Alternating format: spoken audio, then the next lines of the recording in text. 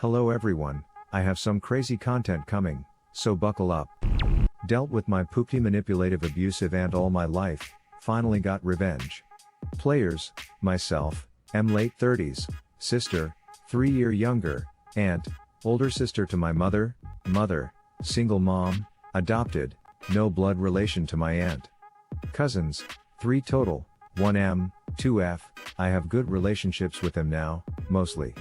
My estranged father, who had been living several counties over, is pretty much out of the picture by the time my parents got their divorce when I was 9. Due to financial hardship, we were forced to live with my aunt and the nightmare of a household we would soon find ourselves in. My aunt married into Georgia wealth, and you can figure out what that means on your own. She had 3 kids and eventually caught her husband having an affair. It's a huge scandal. She gets the house, the kids, and a fat payout from the family attorney. This is important because my aunt didn't do a damn thing in her life to earn her money, her house, her lifestyle, or basically anything. She was born poor along with my mom. Under her household, she was drunk with power. Years of therapy have allowed me to recognize that certain people, when in a position of power, get a perverse pleasure in ordering others to do their bidding. She was the strictest of authoritarians in every possible way you could imagine. Chores had to be completed by an exact specific time. Vacuuming by 3:45 p.m., dishes by 3:55 p.m., laundry days for my mother's kids were 2/Thurs 5:35 p.m. to 7:55 p.m. If it was still running, she would shut the power off for the 2 units. As we grew older, her own kids opted to stay with their father for full-time custody, and she had them on weekends. Even they couldn't stand her when she was in charge and in the house.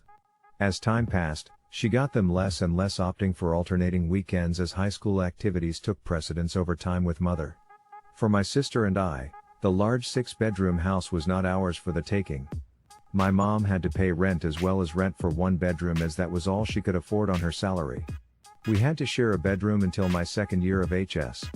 All the while there was 1 spare unused bedroom available at all times. My aunt needed this for guests when they stayed over.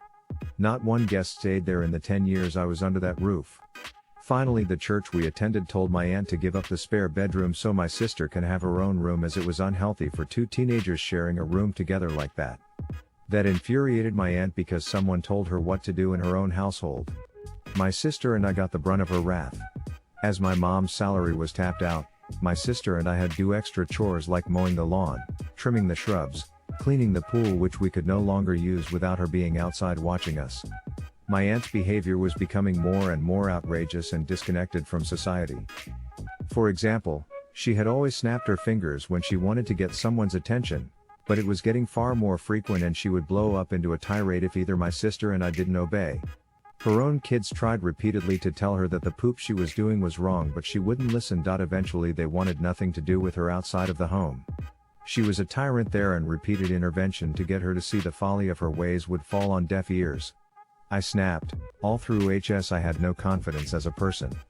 I was weak-willed and growing ever distant from friends and society.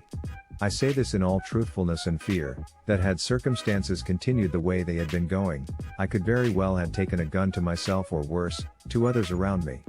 I was that bad off. I had just graduated HS and started my first semester of community college. I'm 2 weeks into my classes attending from home when my aunt drops a bomb on me. "You owe me $1 for this month's rent, the same amount for next month's rent as well. It is the 27th after all. You're an adult now. You're out of HS and working now, so you need to pay rent, the duck?" I blew a ducking gasket as I yelled back. "You can't just suddenly decide to charge me rent just because you feel like it. I need 30 days notice, I have rights." My aunt yelled at me some bullcrap excuse that she had discussed this with my mother, and it was decided that I needed to pay my own rent now. In some miraculous backbone move, of which I still have no idea how I stood up to her, I yelled right back at her, "If I'm an adult, then treat me like and talk to me about rental agreements. I'll start paying you rent in 30 days starting the 1st. I turned my back to her and walked away with my fists balled tight. I was furious with anger, but I walked away. My aunt saw my fists from behind and screamed bloody murder that I was going to attack her. No, I wasn't. She snapped her fingers at me repeatedly on my tail to get my attention, but I didn't turn around. I needed to cool off and clear my head. As I turned the corner, she grabbed my wrist hard, yelling, "I'm not finished talking to you. I threw my still balled up fist forward, keeping with my stride to break her grip as I hadn't stopped my momentum. This caused her grabbing arm to slam hard into the corner of the wall that I had just turned into. She screamed in pain, but I left the house and took off. The aftermath of that incident was that my aunt called the cops on me in an attempt to press charges.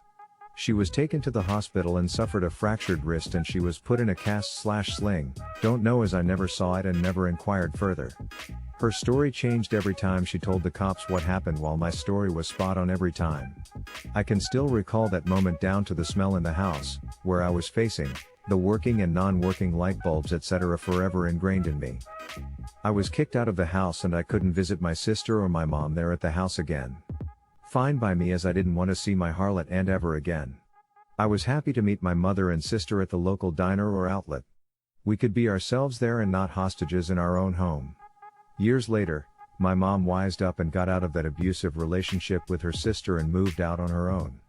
She got a temporary nice place, invested wisely, and with the help from the church, got help getting a place of her own. In 2009, after the housing crisis, she bought her own place that she could never have afforded on her own prior to the market crash. But some good came out of it. She wept knowing my sister, and her family, and myself can come visit any time and stay. Over the years, I've been able to forgive my aunt. Not forget, forgive. I've let go a lot of my anger and hatred toward her that she put me through. When she has no leverage or control over us, she's a somewhat decent person for being a total tramp of a person. My cousins have calmed down, heard my side of what happened those years ago, and know what kind of person I am compared to what kind of person their mother is. They chose to believe me and know I didn't hit her or strike her or beat her across the face like she continues to claim. The revenge, while I have been able to forgive my aunt for what she has done to me, I cannot forgive her for what she did to my mother. Kept her in financial hardship for a decade while she sat on a bank account full of cash and assets.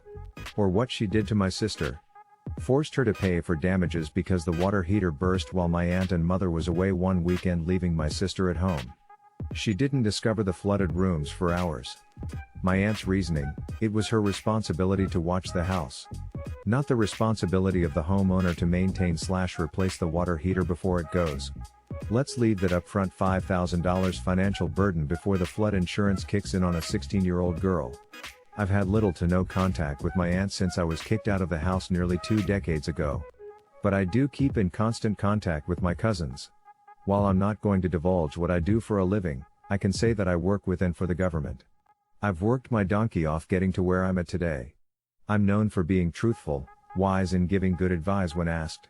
Because of this, I often talk financially with my cousins. All of whom are money smart and are doing well for themselves. They often then relay this information to their scheming mother, who has no mind for business and investments.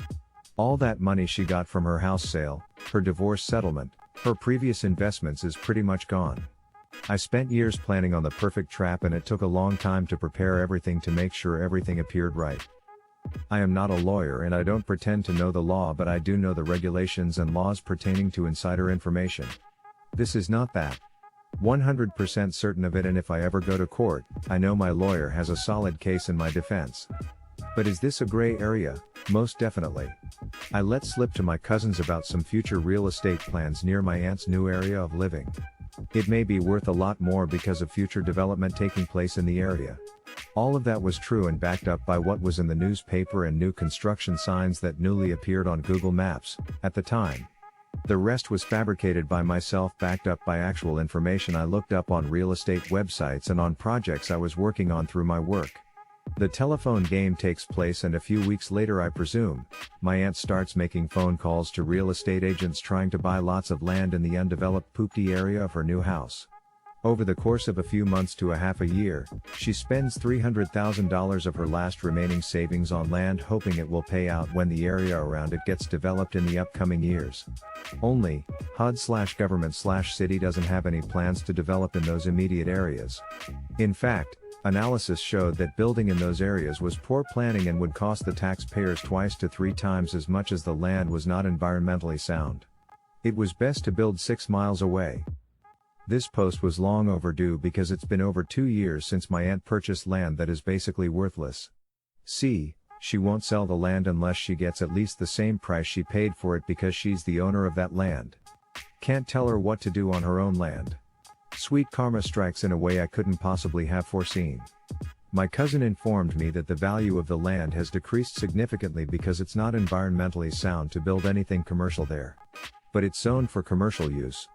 Currently 3 of the 4 blocks of land she purchased are just wheat farms next to eyesore abandoned buildings or industrial complexes. Nobody can build on it and nor does anyone want to buy it. Sucks to be her. Best part is, my cousins have absolutely no idea that I set them up for their mother to take the fall. These environmental results are relatively new and the perfect cover to say why the project changed location 6 miles away. What did you think? What would you have done differently? Share your opinions in the comments. And if you enjoyed the stories, slap that like and subscribe button for more of them, and don't forget to support the original writers with an upvote. Links are in the description. Peace out, and catch you tomorrow.